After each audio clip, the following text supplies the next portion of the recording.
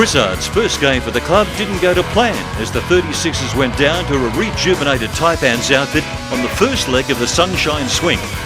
Adelaide's first half featured a total dominance on the glass, Adam Ballinger scoring at will, but the 36ers' 9-point halftime lead was quickly eliminated with a 5-point third quarter, swinging the momentum in the Taipans' favour. The final quarter opened with both teams scoring freely, and as the lead changed hands, it was the Snakes who finished the game off strongest.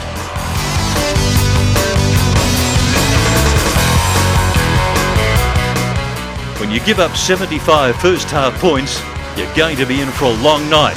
And that's what happened in Townsville as the Crocs hit the ground running with an 11-0 early run in the game.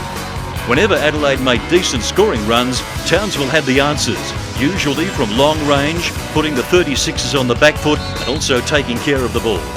The usual suspects of Luke Sencher and Adam Ballinger, along with Brad Hill, did most of the scoring, but it was never going to be enough to salvage something from this road trip.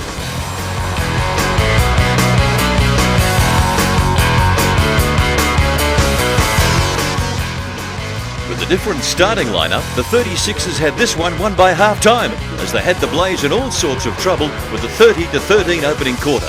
Adam Ballinger, the NBL's Player of the Week award winner for round 19, was doing as he pleased in the first half as the Sixers' half-time lead extended to 22.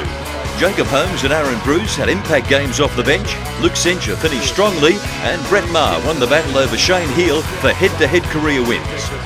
The home faithful were rocking as Eric Burden's late-game triples closed the door on any chance of a Gold Coast comeback in an entertaining game and the start of a much-needed 10-day break between games.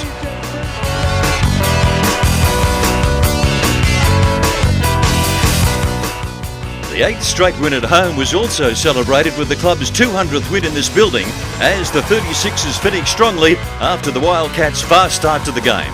While heat played its part in making ball handling difficult, it was defensive pressure and better shooting by Adelaide that helped crack Perth's resolve after the opening term.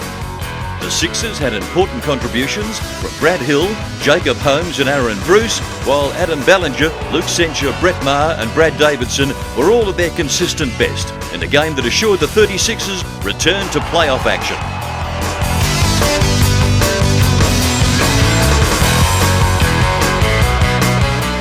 A very aggressive South Dragons outfit comprehensively took the Sixers apart at the defensive end, and in a very one-sided affair that was a flattering scoreline for the visitors.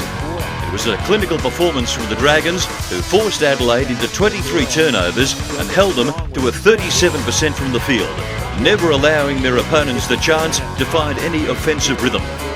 Many players were down on form, except for Polder Winatana, who was good defensively, while also scoring his career high, and Jacob Holmes played well against his former team.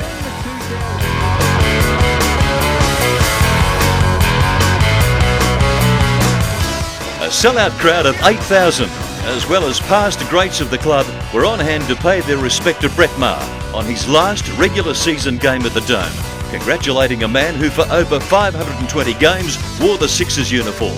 From now on, the 36ers will play on the Brett Maher court, honouring the man whose 18 seasons as a 36er were played with distinction. His teammates didn't let him down on the night as Adelaide took control early in the game, shooting the lights out in the opening quarter and putting the defensive clamps on the breakers in the second. Whenever New Zealand made comebacks, the 36ers stayed on track and in control, with Rod Grizzard lighting up the first half, Adam Ballinger and Luke Sencher in everything, and Jacob Holmes and Aaron Bruce also playing well. But this was Brett Maher's night, in a performance that will long be remembered. He wasn't setting up teammates with sweet dishes, he was hitting everything from mid-range to near half-court. 5 seconds left to go, long three-point shot, oh! With the fist bump, Brett Maher, the crowd is going berserk!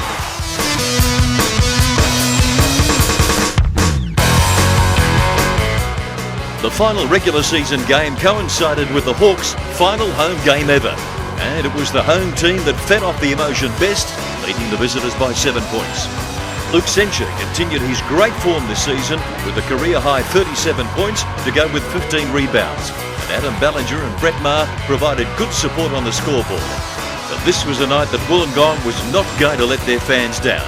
as the Foundation Club became the last team that competed in the first NBL season way back in 1979.